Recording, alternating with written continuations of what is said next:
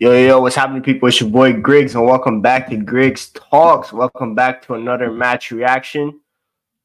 Manchester United 3, Southampton nil. Feels good to be back on winning ways, of course. Liverpool result, and obviously international break is over, so we're back. Um, Again, took a nice little couple weeks off. There's nothing to talk about during international break. I'm not gonna lie. No news.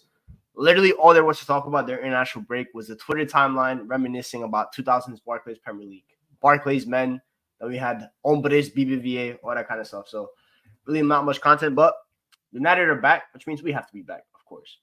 And yeah, like the title says, back to winning ways, and attack is clicking. We're gonna talk about the whole game, the performance, how I woke up at 7:25 to watch a terrible first 30 minutes of the game, but we're gonna do all that. Obviously, big up Uthman, big up JJ, big up Andy RM, Greg's Nation. We back. Yeah, we're back. But let's start with the game. Obviously, the lineup. No, obviously the defense really wasn't a surprise. The attack wasn't a surprise. Good to see Ahmad back in the starting lineup, of course. The midfield was going to be who's going to start in midfield. Obviously, Casemiro got hooked famously last game against Liverpool. That game is like 3 weeks ago now. It feels like last week. It feels even long actually. But Christian Eriksen started today's game, and that was a shocker. I'm not gonna lie. I woke up, I saw Christian Eriksen. I'm like, yo, what happened? Like, did someone get injured or something? But I think Ten Hag kind of may want to go with a more possession-based approach, or maybe help Manu and build up all that kind of stuff. Obviously, he mentioned the Casemiro sub being for footballing reasons and all that kind of stuff. But yeah, Eriksen was in the starting lineup. And for the first 20, 25 minutes, it didn't look like a smart decision. But as United go into the game, actually, I thought Eriksen wasn't too bad. He wasn't anything good either, but yeah, it was just solid. Yeah, I agree. At least you try something different. Was it the right kind of different tweak that the lineup needed? Probably not. And I hope he doesn't stick with this lineup next week, because the bad thing about Ten Hag is when he goes with the lineup, right, he changes it up and it wins. He tends to stick with it.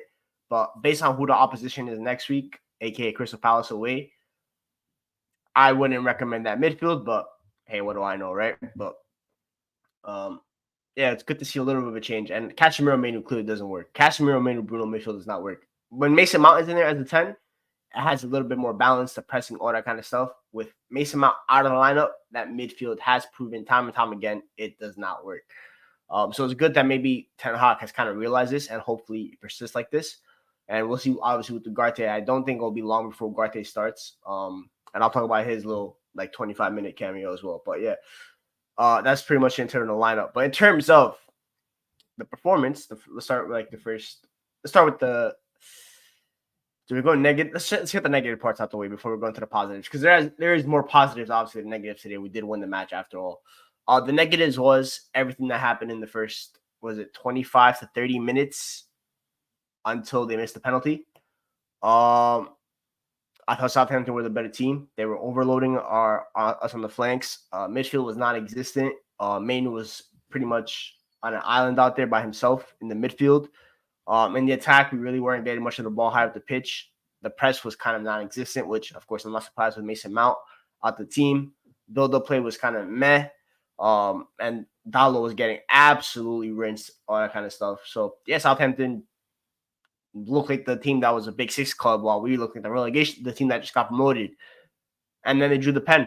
And I'm not surprised it was Dalot that gave away the pen, because he was by far the worst player on the team today, in my opinion, out of all the players. He was terrible. I know he got the assist in, but it's just how bad he was getting rinsed in the first half. I haven't seen Dalot get rinsed like that since the Villarreal game.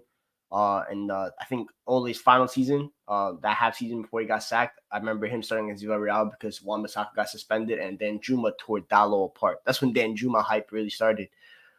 And yeah, he was so bad in that game. That's what it felt like today. Obviously, we'll give him a little bit of a pass because he was at left back today, not at right back. And it is more difficult to tackle when you're a right-footed player playing on the left, because you have to kind of the sliding mechanics, all that kind of stuff is a little bit different. Especially someone like Dalot that's not like a crazy ass tackling and stuff like that. And their right wing was a little bit the right wing was Sekibo. They have good wingers. They have a somewhat solid team.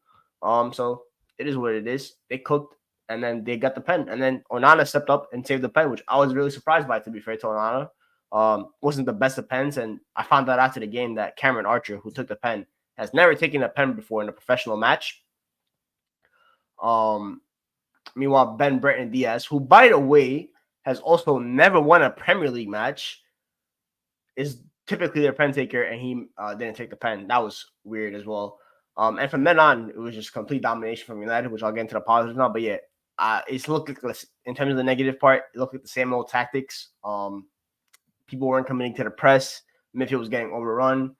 Really, no cohesion in the attack, defense, all that kind of stuff was just the same old mistakes by Erik ten Hag. And at the end of the day with Erik ten Hag, I just have to live with life under Erik ten Hag until he gets sacked eventually or he leaves, whatever happens. I'm not going to expect anything too different from him. But to be fair to him, I did see some small tactical tweaks. Even after the penalty miss, I think our fullback starting inverting a little bit more. Mazraoui or Dalo were kind of interchanging on who inverted more. They played just a little bit more tucked in. So that's a small tactical tweak, but it's important. It's an important tactical tweak. And yeah, we played more of a mid block. I don't think our line really wasn't high. The line only really pushed up once we got comfortable into the game.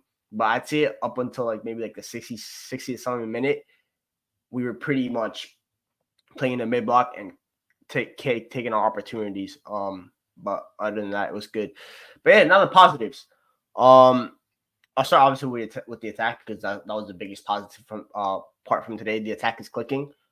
I've always said this front three is my starting front three for the season, and it's a good enough front three where if it's not clicking, for me, it's not a player issue. It's more of a coaching issue. And today, we saw what they look like when they clicked. First of all, let's start with the elephant in the room, Marcus Rashford, right? Because I've been a little bit extra critical on Marcus Rashford because I like to be sometimes extra critical on players I like because I have more expectations from them. I'm not going to be too critical on Anthony half the time because I don't expect anything from him, right? And unless he really pisses me off, then I'll be critical. But Marcus Rashford, coming into the game, of course, 0 shots.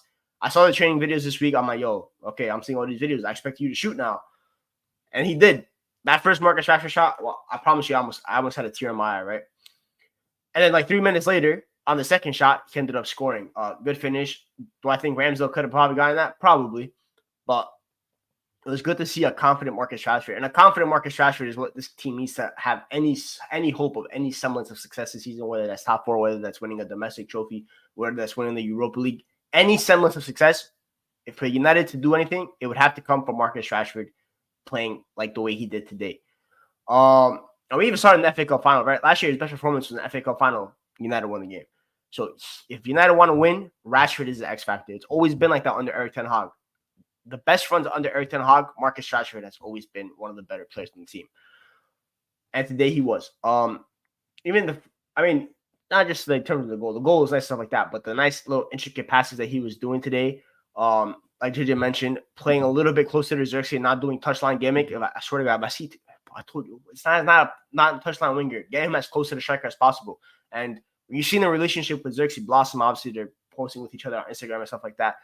Rashford, we all know Rashford's best friend at United was always Anthony Martial. That's a player that he loved playing with the most. They had a great relationship with each other, not just off the pitch, but also on the pitch in terms of their dynamics and the way that they like to play football with each other. And they always knew where each other person was. And you're seeing that a little bit with Xerxes today, the way that they were kind of linking up in the attack. Rashford was kind of drifting all over the place. Sometimes he'd end up on the right, link the play and stuff like that. And the little intricate passes he was playing in the tight spaces really well today. One of the criticisms that Marcus Rashford always has is the dribbling and stuff like that, but being able to make a nice little decision in the intricate spaces. He's never really been good at that the past couple of years. Always been overthinking it. And even for the goal today, right? You saw him stop. Usually Marcus Rashford the past year would never shoot. He'd either make the pass. But today he stopped and he's like, I'm gonna let it fly. And what do they say about shooters? Shooters always gotta shoot. That's my gunman, bro. And today the gun was not empty. Today the gun was loaded. It was a full clip in there. And he let it fly. So that was a really good goal from him and just a really good performance off the ball, pressing and stuff like that.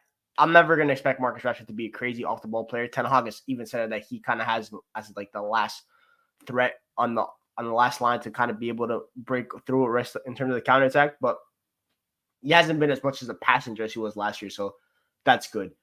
So I'm very happy with Marcus Rashford's performance today. Obviously his spot has been probably the most under threat in terms of the left wing with Garnacho and stuff like that. And we'll get into him as well because he also scored. But Really good performance. And I want to say I want to see that front three against Barnsley on Wednesday or whenever the hell we play, but I really don't. Let some other people get a little bit burned because it's a long season. So really happy with Marcus Rashford's performance today. I'll just say Xerxes for last. We'll go on the other side. Amad Diallo, who got the assist to Marcus Rashford's goal. Also, nice to see our whole front three all contributing. Actually, no, Xerxes didn't contribute to a goal. Never mind. But 2 or 3.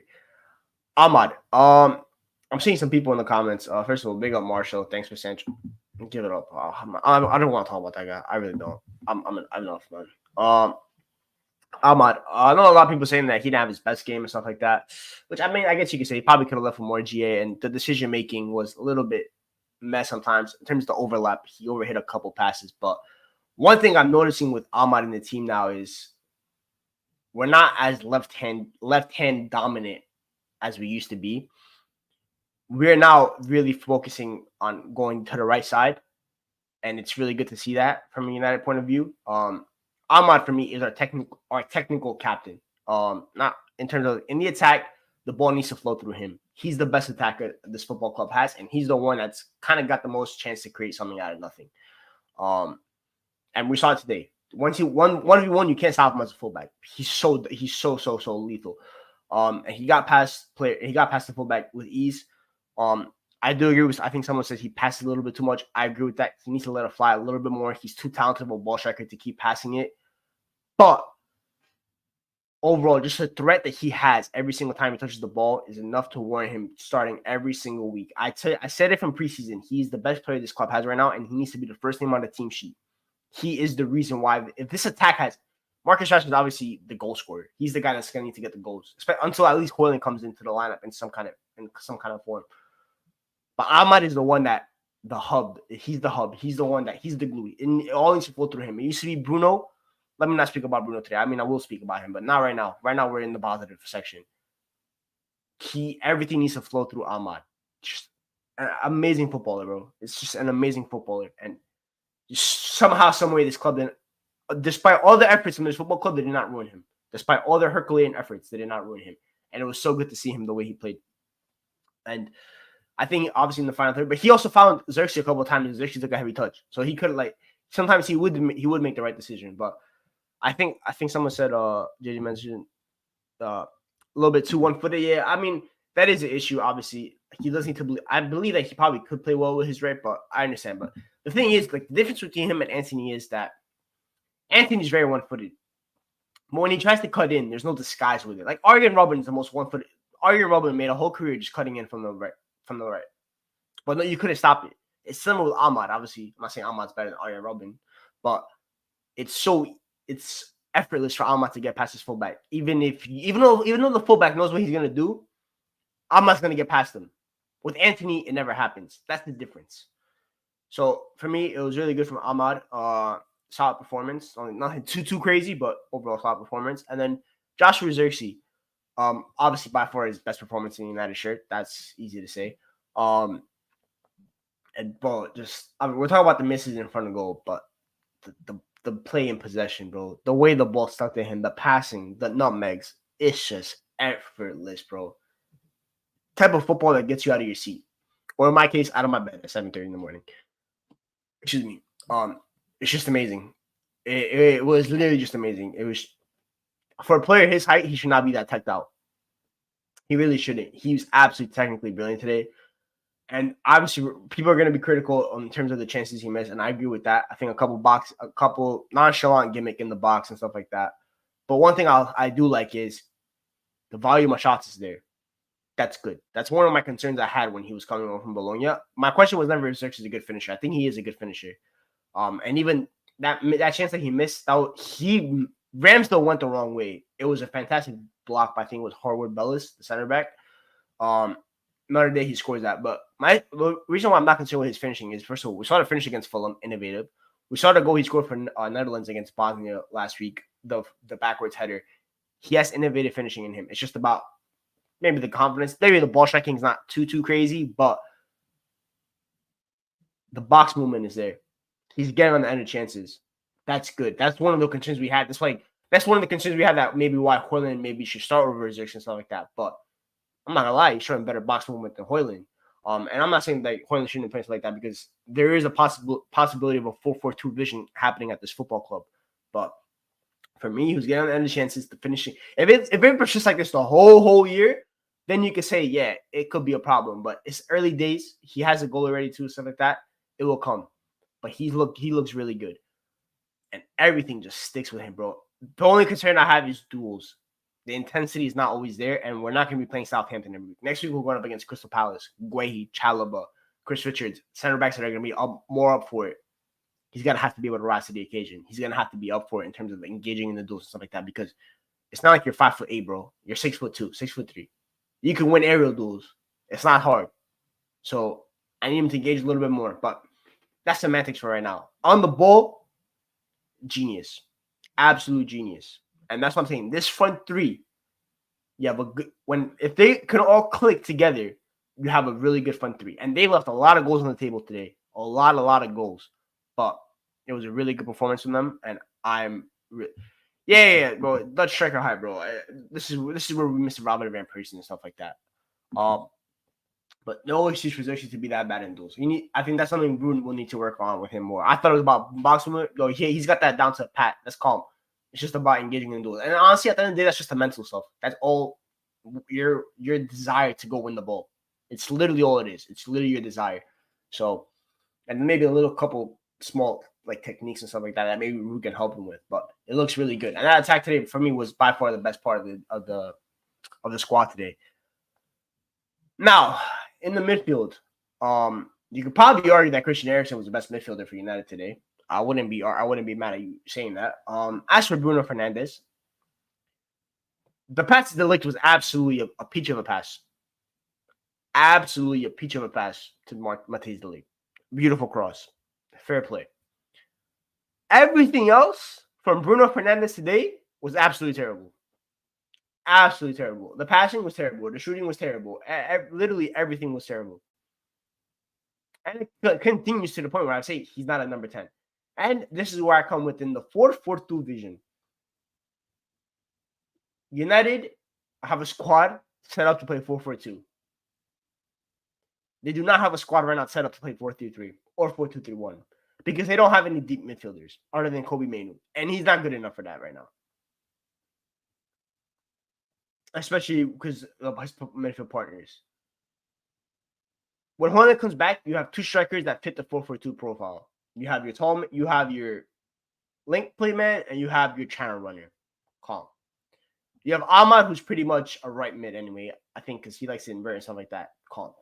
Marcus Rashford is probably maybe the only concern, but my thing is I kind of talked about it was, I think I saw like a tweet about it too, is like Ahmad can invert in possession to like as a right center mid and kind of connect the play there, while Rashford can be the higher wide player and be a little bit closer to the attack. Hoyland can maybe drift out a little bit to the right and stuff like that with his left foot. And you have Xerxes like the focal point. United could do something like that, in my opinion, and have Ugarte and Mainoo as the two midfielders because you have your ball winner in Ugarte, you have your tempo setter in Mainoo, then you have your Ahmad, the creator. Maybe something like that. Maybe United to try something like that. But the technical floor in this team has increased a lot. And I mean a lot. And I'm not going to lie, right now, it's exposing Bruno Fernandes. The way that Xerxes and Ahmad are playing right now, in terms of, we always talk about Bruno needing his creativity. Ahmad is just as much of a creative demon as Bruno Fernandes. Xerxes is a creative striker. He said it himself. Which means you really don't need Bruno as much anymore. You can go with the more physical midfielders to help Mainoo and have Mainoo have a little bit more freedom higher at the pitch. Maybe that's something United team needs to really consider. Something Ten Hag needs to really consider. Because this 4-2-3-1 nonsense is not really working. 4-2-3, we're not good enough for that right now. We don't have the profile players. Maybe 4-4-2 is what this club needs. So, yeah. As for Mainoo, I'm going to be real. I knew from the beginning he was going to have a bad game. How do you expect him to work in that midfield? How, really? And Leslie, I think it was Ugochukwu, the guy from Chelsea that's on loan at Southampton, destroyed him. And I'm not surprised, bro. He's not the physical kind of guy. He's really not. And this is why when me and AJ had the debate on the terrace and stuff like that, I knew I was in the right. Mainoo's not a 6. He's not a ball-winning midfielder. He can win the ball back. Obviously, he has instincts and stuff like that. But he should never be involved in that many duels on the ground, especially I'm not talking about offensive duels, defensive duels. He should never be involved in that many defensive duels. That's not a good thing. That means Ten Hag is not utilizing his strengths. And that's why I've always said with my issue with Ten Hag is great coaches make the game easy for their players. Bad coaches make the game difficult. And Eric Ten Hag makes the game difficult for Kobe Manu. And for a player that's that talented, that high IQ, the skill, all that kind of stuff, it should never be like that. So, yeah, I agree with you. He did look better when Ugarte came out. And I don't think Manu should have ever played 90 minutes. Of course, we're going to talk about a little bit the injuries and stuff like that. But he did look better as the game kind of calmed down. He got more on the ball and stuff like that. Southampton really did stuff the ball. Manu looked a lot better. Why? Because we're on the ball. He's a possession-based midfielder. He's not a kamikaze midfielder. The guys like Thiago, he's like Bernardo Silva. Those guys thrive in possession-style systems. It's as simple as that. So, yeah. That's really my thoughts on Manu. It is what it is. Defensively, Mazraoui is a genius of a player. Absolute genius. I think one of the biggest bargains United have made on the market in a very, very long time. My absolutely fantastic technician, bro. The tight spaces, the playing out the press, fantastic. Defensively, top. Really, really good player. I hope he's not injured. Seriously, I'm not gonna lie. I really hope he's not injured, but just an amazing player. And arguably, in my opinion, no joke, he already might be in Ten Hag's top 3 signings. I know the floors on the ceilings on the floor and stuff like that, but absolutely fantastic signing. I really hope he's not injured, because if he's injured, I promise you, season over. The season is over. If Mazraoui is injured, the season is over. It's absolutely over. It's absolutely over. I already talked about Dalo, how bad he was. Center backs. De Ligt. The thing I noticed with De Ligt today, right? You guys obviously I kind of hinted at the Barclays men thing, right? We've seen the past week with the forwards and all that kind of stuff, right? De Ligt is the epitome of a Barclays defender. No nonsense, winning all aerial duels in the box, last ditch defending, has that in the bag. And he also got skinned 1v1 defense. He also got skinned 1v1, which you saw a lot back then. He got absolutely cooked by Kyle Walker-Peters. It is what it is. A wise man on Filthy Fellas once said, defenders are there to get skinned. And he got skinned. But the way he recovered, that defensive action he had at the back post, I think it was about 5 minutes after, was ridiculous of a clearance. The score that he scored was absolutely phenomenal. I knew he was going to be good in set pieces. He's a dominant set piece player. And he was really good. He was really, really good. On the ball, kept the save, didn't really make any stupid mistakes. Good to see as well. And I think him and Euro are gonna he's gonna enjoy playing with Euro. Or Licha, sorry, now we'll see what happens. But I thought it was really, really good. Licha, I felt by far his best performance in the United shirt by far this season. It was amazing. The passing was much, much better today, much more crisp. He was passing between the lines a lot better. And it's good to see from Lisandro Martinez. Obviously, he also looked a little bit not great at the end of the game, too. Same with De Ligt, but De Ligt, I think, got confirmed it was cramps, so he'll be fine. But I thought Licha was good, too. It was a really good performance, team performance. We needed it, but we needed it. First of all, we don't owe the league goals anymore. That's good. We're back at 0. We're not in the positive yet. We'll see next week. But it was a good performance from the club, good performance from the team. Good. First game after international break, early kickoff, was a trap game. United could have easily lost that game, but they stuck it in there, and they got the job done. Now we have a bigger test against Palace next week, who are a better team than Palace. I mean, Palace are a better team than Southampton. Anthony's going to be absolutely licking his lips at that midfield.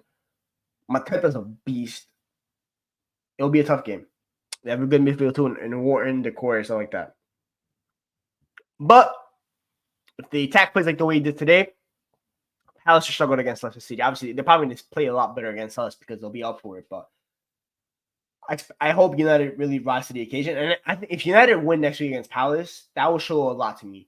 Back-to-back away wins under Ten Hag is not a very common occurrence. Before, I think our next game after that is Spurs at home, which is a big, big fixture, obviously. And it has early top 4 implications. We need to win. We need to win We're already lost one Big Six game away from home at home this season. We cannot lose another one, especially ones that aren't against City. So yeah, United need to do better in there. But it was a good performance, good result. As for Nan, like I mentioned, saved the goal. Nothing too crazy other than that, but really, really good big save and was used as a momentum booster. And I'm happy for him from that perspective. Thank you for that, Onana. As for the subs, Ugarte. Obviously, I've been documented as not being Ugarte's biggest fan, and I'm still not his biggest fan, but he looked good. Albeit it was against a 10-man Southampton. But the passing looked good. He is really a tenacious midfielder. The guy's a magnet for the ball. He, no matter what, he will be around the ball. Whether he gets the ball or whether he gets the ball back or not will be a question. And sometimes he will get cooked, and sometimes he will win it back the way he did today. But it's good that he's the magnet for the ball. Passing wise, I thought he was pretty solid. No, he didn't do anything too crazy. He kept it pretty much ticking, which is I expected that from him. I didn't expect him to be as crazy as a Casemiro. We literally saw Casemiro come in for like 3 minutes at center back, and the guy tried about 4 crazy passes, and one of them actually ended up working. But it was a solid performance from Ugarte. I want to see him once against Barnsley. Get another 45, 50 minutes in the bag, and then against Palace, I want him to start. We need him in that kind of game. You cannot pull up the Crystal Palace with Eriksen Mainu play. You will get eaten alive. So I want to see Ugarte.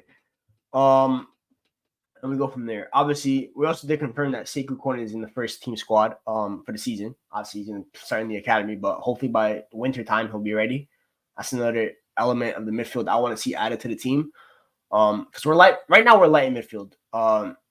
We have Eriksen, Bruno, Mainu, Casemiro, and Ugarte, and Collier. So you have 2 youngsters. Obviously, Mainu's a first-team player. You have Eriksen, who you don't know what's going to happen on the day. Casemiro is, I don't know what Casemiro is anymore. So it's not the craziest of depth right now.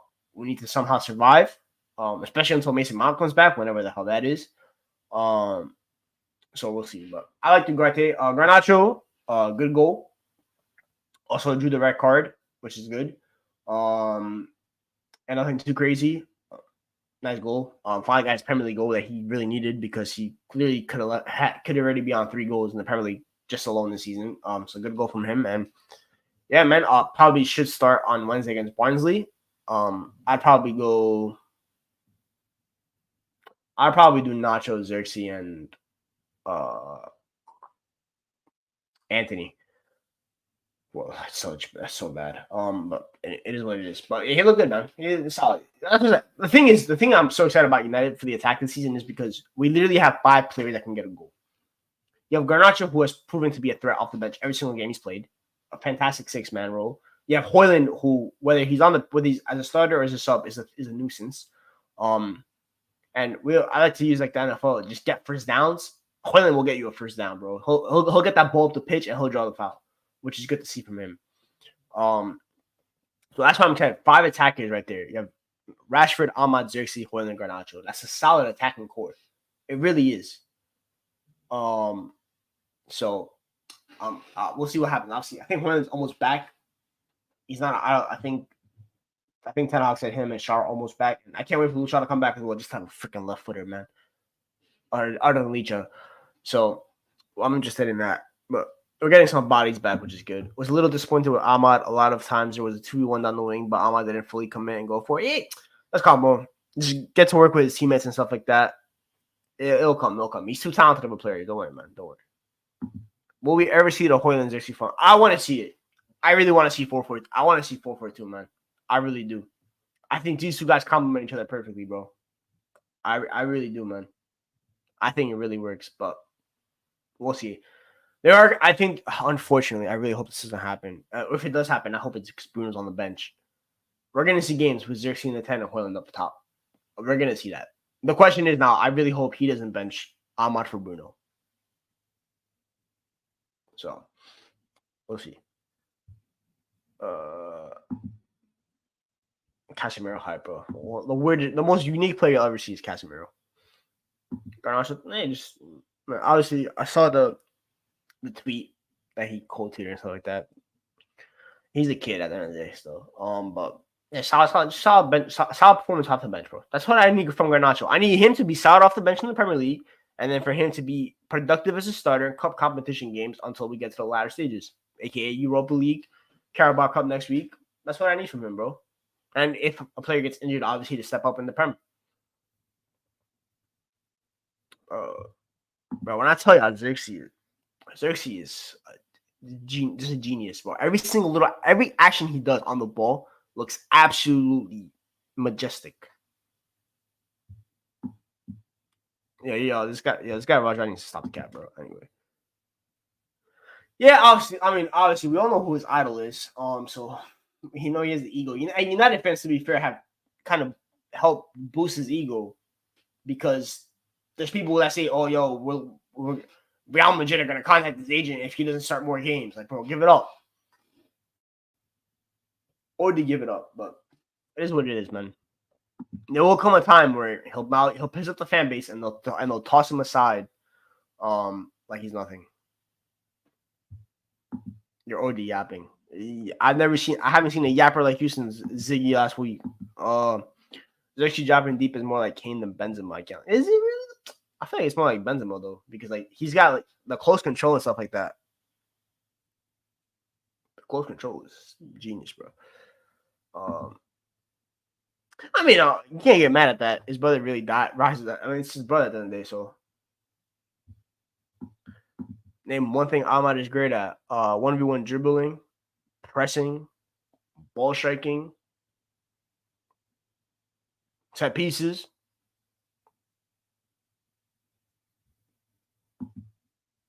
Oh yeah, I agree with that. He doesn't have Benzema's work rate. I agree with that. But on the ball, the genius is very similar to Benzema. Because the thing about Harry Kane is, well, in terms of passing range, I hear that. Okay, maybe Benzema wasn't had that, but like the thing with Harry Kane's link play is that he's more just like of an outlet passer. Benzema was like a midfielder playing as a striker in terms of the close control, all that kind of stuff. Harry Kane's a 9. Like the guy's a 9, and he also just has a wonder of a passing foot. I mean, obviously not Benzema level, but Xerxes is way lighter on his feet than a Harry Kane, bro. He's very light on his feet, my opinion.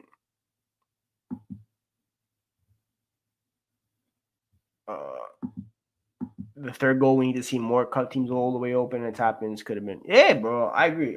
We have some good cutbacks today. That's good to see. Good to see. United need to start doing more cutbacks, a lot more cutbacks. So that's good to see. I miss watching Benzema too. Nacho likes to work hard and go back. Bro, Ahmad is 10 times defensively better than Garnacho, by the way. But anyway, third goal came from a lovely through ball.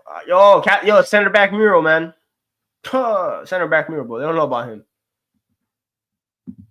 In the championship, Ahmad was an elite passer, which worried me because, bro, don't worry. Confidence, bro. It'll get there. Don't worry about it, bro. Don't worry about it. We'll be there. I don't see Kane beating a man with skill like Dalot assist. Yeah, he redeemed himself with that assist. He's worked hard. Yeah, he did. The one thing I say about Dalot compared to Mazraoui, which is crazy to think about, because I actually rate Dalot really high in the first phase, is he's probably a little bit better in the final phase. Than in terms of finding the final pass, I think he's actually got a better final pass than Mazraoui, which is crazy because I never even really rated Dalot's final third pass like that, but he's gotten really good at finding the cutback, which is good. Who was your man of the match other than the Lake Griggs? I'd probably say either Xerxes or Ahmad. They were my top 3. I think the League Xerxes Ahmad was my top 3 today. Bro, it's not a player he's similar to. Is Ahmad? Bro, just get the ball to him and the genius will happen. Get the ball to him and good things will happen, bro. I promise you. It might not result in a goal, but the threat will be there. Because every time Ahmad touches the ball, something good happens. It's literally just like, bro, something good will always happen. That's how you know someone's a genius. That's how you know. I gave man of the match to either Mazraoui or Jeremy. I'm not mad at Mazraoui either. Maj, surely player of the month for us. I mean, we only played 2 games this month, to be fair.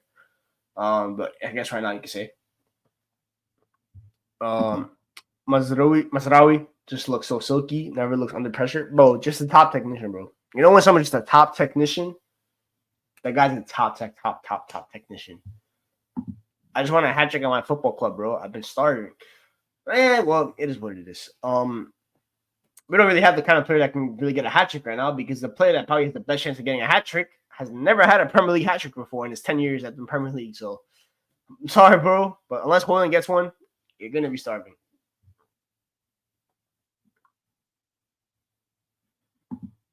I agree. If Bruno's gonna play like this the whole season, I told you we either go 4-4-2, 4-4-2 mid block, or when Mount comes back 4-3-3.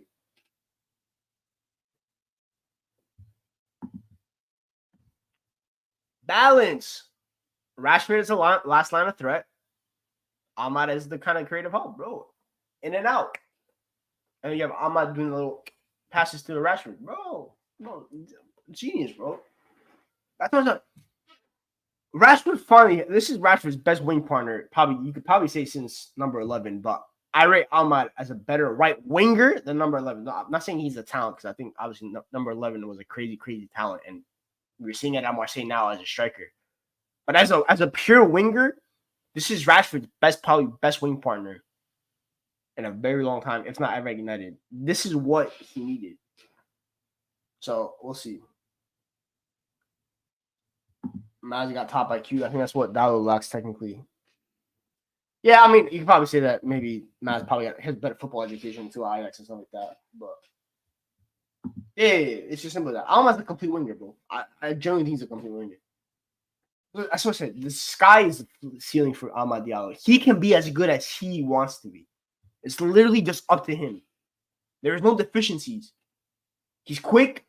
He's actually pretty strong for a player his size. The ball striking is there. The IQ is there. The dribbling is there. Everything is there. It's just about what he does with all the tools in the bag. What does he do with those tools in the bag? It's literally just up to him. If we add Branthwaite and a left back next season, what are we saying about this back line, Griggs? If we get Branthwaite and a top left back, I really like the way that Kirkish guy flow. That'll be good defense. I like Euro, Delict, and Leach as center backs. Obviously, I would like to add a Branthwaite to make that 4. Fullbacks, Dallo Mazraoui is solid. Amos is obviously probably going to come into the play soon and stuff like that.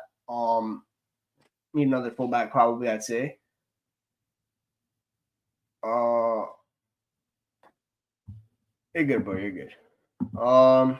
Ahmad adds numbers and he's bro. We move in silence. We're moving in silence. Ahmad and Masad is crazy tech. I'm saying, you look at that. Just people that side. You have Ahmad who's a genius, and you had Mazraoui who's probably one of the best underlappers and overlappers in world football. His understanding of when to underlap and overlap. We saw from the Ajax. Bro. Mazraoui made Anthony look good. Now imagine what he would look like with what he looks like with Ahmad. Oh, the puds wasn't bro. The proof was in the puds, as Coach Camp says. If they can sign a left back in January, that's going to be very nice. I would love to sign a left back in January. I really would. No, Anthony, GG, bro. It's over for bro. It's over for bro. Bro, the leg might have faked the injury just so we don't see Anthony on the pitch. No joke. He made boss calls. But nah, that was fun. But yeah, man, it's a good result. Nice to not be stressed about United for a weekend. Obviously, we're gonna wait till next week now, and obviously midweek match, but it is what it is. But it's gonna be a busy week. Obviously, it's a lot of football this week. We have 18 Champions League games. We have midweek Carabao Cup games, and we're back with the Premier League next week. And we got Champions League again. It's crazy to think about. Is it 18? Is it 18 games this week, right? Oh, fine, bro. So many games. No, there's actually there's no Europa this week. It's the week after. So yeah. Yeah, man, big up on Anna. I've been critical about him, but it was a good save. It feels good to see a pen being favored than by mentioning that keeper. Because Certain couldn't do it in the Europa League final and cost me a trophy. Anyway, Central High, bro. I don't care about that guy, man. He's gone. He's at Chelsea now. I don't care. I genuinely don't care. I have Amad Diallo at home. I potentially might have a confident Marcus Rashford back. I'm good, man. I would love Angel Gomez to replace Bruno in our starting 11. Oh God, Angel Gomez, man. Obviously, there's been rumors that Angel Gomez might want to come back to United. With Christian Eriksen leaving on a free, I think Angel Gomez would be a perfect replacement for him. You have Kone. If Kone's a legit deal, a Kone, Angel Gomez, maybe physical wise, not the greatest, but that could be a crazy technical midfield. Angel Gomez or Wharton. I'd probably go Adam Wharton. Just the physical presence is a little bit more there, but Angel Gomez is by far better on the ball. And if we didn't have Kobe Mainoo, bro, I would want Angel Gomez so bad. Because you can make an argument Angel Gomez is better for the Mainoo right now. I wouldn't be mad. The guy's a crazy technician. Well, Mainoo and Ugarte for 2/8 help. Yeah, I mean, it looks a lot better than what we have, but we'll see, man. Or the Aston Villa game was crazy, bro. Villa super team, bro. John Durant might be top 5 strikers in the league, and he's a backup. Crazy. If Jaden doesn't, I don't care about him. Kone so tough. On a side note, your boy Barcola looking spooky for France. I mean, I know he scored against Italy. I don't think he had a crazy game today, but PSG looked fire, bro. Life after Mbappe. Kone look, yeah, he don't. I thought he was a lot taller than he actually is. I hope he hits a growth spurt. I really do. Hey, Angel's on a free, bro. It's true. Horton looked real dodgy too. I just do with Adam Horton. I think Adam Horton's gonna be a great player, but we do. I placed blame on myself for this as well. Is we jumped the gun too early, and I jumped a little bit too early with Adam Horton, but I think he's gonna be a great player. But for example, compared to Mainoo, I wish he was never better than Mainoo, but he's gonna be a good player. He'll be fine, man. Morgan Rogers, what a player! I'm not lie, he was ass today though. That final decision making was terrible today. Everton relegation will feed generations. I mean, accidentally, it will feed generations though. Brantley for cheap will be there. Angel's better right now. Let's be honest. Yeah, of course, bro. Angel Gomez did what he had to do. He went to France and he developed his game, and he's balling out right now. He had that 150 touches that he had for England over national break, bro. Crazy player, man. Yeah, he's gonna have to develop the body a little bit, but we'll see. Mbappe had his best game in a Madrid. Good for him, man. Wharton needs time. Yeah, of course. The price tag will be spooky for him, though. That's the only issue. We always jump the gun. It is what it is. Sometimes I'm right, sometimes I'm wrong. But yeah, it's just we'll see what happens. But it was a good day of Premier League football. Obviously, Liverpool lost. Shout out Forrest. Shout out Lenga and Callum Hudson. Y'all remember when I put not Crystal Palace. I was actually wrong about them so far. Nottingham Forest, when I had them like top 12 in the Premier League, and y'all laughed at me. Well, not all of you, but some people laughed at me. I told y'all they're a good team. Nottingham Forest have a good coach for the squad that they have. It's very balanced, and they have crazy dangerous players, bro. Hudson-Odoi looks absolutely amazing. Elanga is crazy athlete, which I always wonder this with Ten Hag. If you're gonna play this transitional game model, why would you sell your best athlete in Anthony Elanga? The guy's a physical monster, bro. He runs for days, bro. He literally does not get tired. But anyway, it's a good win from them. Obviously, City won again. I already told people. I said it, bro. They're the champions. It's GG, bro. It's literally GG. Holland's on pace for like 84 goals. Anyway, and I had this debate. I just want to talk to you guys about it real quick. We'll do like an hour for this. Who's a better 9? As a 9, think about this. As a 9, if you follow me on Twitter, you already see my tweet. As a 9, not who's a better player, as a striker, as a number 9, Erling Haaland or Cristiano Ronaldo when he really became a striker. Bro, Erling Haaland might be one of the best 9s we've seen. Bro, the guy's finishing is not human. It's alien-like finishing, bro. That first goal that he scored today, he literally created it out of nothing. He just got the ball and just put it side netting. It's stupid, bro. Next non-Holland Golden Boot winner. Well, honestly, you're gonna need no, not 2012 CR7. 2012 CR7 was a left winger. I'm talking about like 2016, 17 CR7. Forget Jose Ronaldo, because that really wasn't a striker. He played 9 a couple times, but he was a left winger.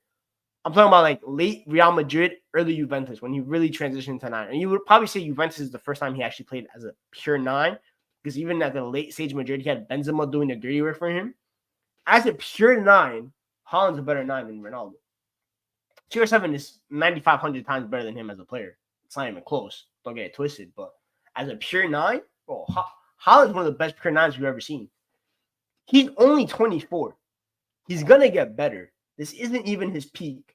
And he's on pace to break every single possible goal scoring record that exists in football.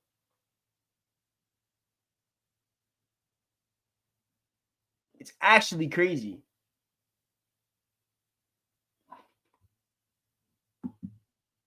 CR7 is not a better finisher than Haaland. He's really not. I promise you he's not. I know, but I'm not talking about them as a player, though, because as a player, obviously, wouldn't be problem. But I'm talking about as a striker, because it wasn't me that brought the debate. It's because someone said that CR7 post 2015 is a better striker than Erling Haaland now, which I disagreed with. For me, what requires to be as a 9? What requires you to be a 9? I think Haaland's better at pretty much almost every metric. I think Ronaldo's obviously is probably a little bit better movement in the box because he's the experience and stuff like that. But that's the scary thing about Haaland. He's only going to get better. He really is. Physically, he's one of the strongest players I've ever seen. Rapid as hell. Ball striking crazy. Movement crazy. Literally everything crazy. The only play is not the best, but stuff like that. But it doesn't have to be. It's so crazy to think about how good he is. So yeah, they did good. I was talking about Villa came back. John Duran is that boy nice. That boy nice, bro. That finish, bro. We talk about Barclays men this whole past week. That's a Barclays finish. Fantastic player. And Ollie Watkins, bro, let's just say, better watch. Check your mirrors. Check your mirrors. Well, what are the game? Obviously, Palace, Leicester. Follow much. I no one gives a shit. Obviously the Chelsea game. Bournemouth should have won that game. I don't know how they did not win that game. But anyway, but yeah, man, it was somewhat of a good week. Obviously, we'll see tomorrow what happens in North London Derby and stuff like that. But let's just say if Arsenal lose tomorrow and they lose next week against City, this Premier League is a wrap. At Chicago, well, guess what club scouted John Duran? I recommended them to said club. Only Manchester United. Only Manchester United. Justin Cloud actually had a good game today. Semenyo looks good as well. I really like Herkes, man. I really do. A crazy engine. The Ukrainian center back too, Zibiriani, something like that. So yeah, it was good. But like I said, this week Champions League. I think probably Monday night I'm gonna try to get a preview out for like the match week. Yeah, something like that. 'Cause I was thinking about doing a Champions League preview, but with this new format, it's really hard to do. I'm not gonna lie. So what I'm gonna do instead is just kind of do a preview before every match week, right? And then once the match is finished and stuff like that, like Thursdays. Well, actually not Thursdays because I'll be at work. This week will probably be Friday afternoon. And then do like a review show of it, going all the games and stuff like that. I might do something like that instead because it's really hard to preview something that only 8 teams make it to the knockout stages and then the rest is up for grabs. So it's really hard to do. So I think I'm just gonna stick it like that. Let me know what you guys think of all that kind of stuff. But yeah, so we'll do that this week and stuff. We'll do that this week, obviously. No Europa, so we'll just be Champions League. Yeah, and then we go from there. But Yeah, United are back. 3-point collectors. Good for that to happen. Liverpool lost. They can absolutely hold that. Absolutely useless football club. And we move on to next week now. Palace. Hopefully we get back-to-back away wins. And then we have, I think, is it FC Twente at home in the Europa League. I think the first match week is the only one that has games on Thursday. I think the second week doesn't have a game on Thursday. Let me check real quick. So freaking weird, bro. The way they've done it.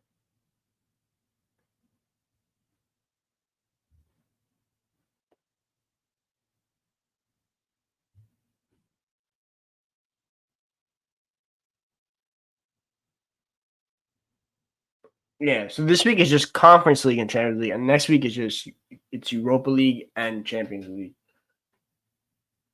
Oh no, wait.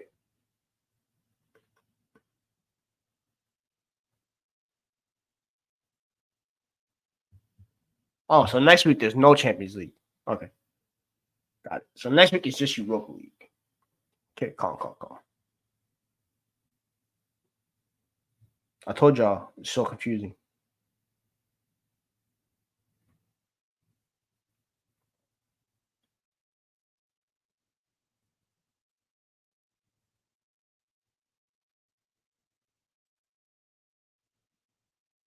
Okay, yeah, I figured it out. Okay, calm. So the first week is the only one that has a week games on Thursdays, so we're good. And yeah, Rashford goal is real nice to look like a rehearsed set piece. Yeah, that's good to see. Actually did come off a set piece. So 2 set piece goals today. That's good.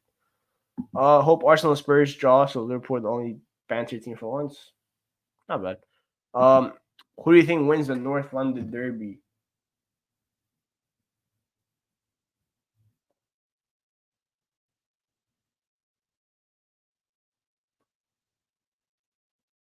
One second.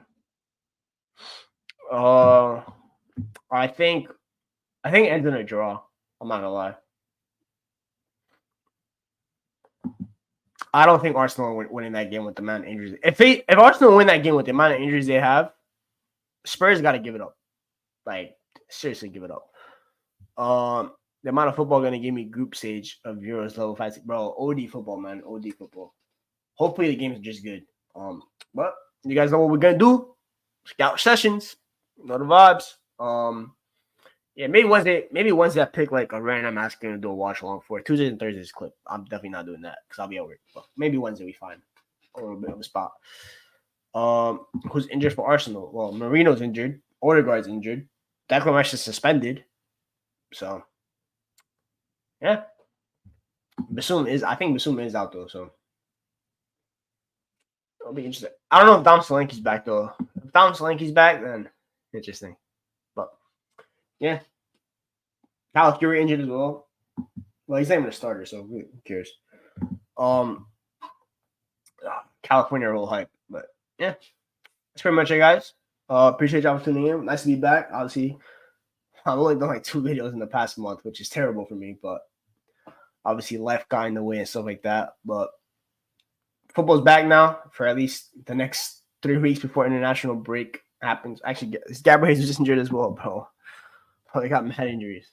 Terrible team, but yeah.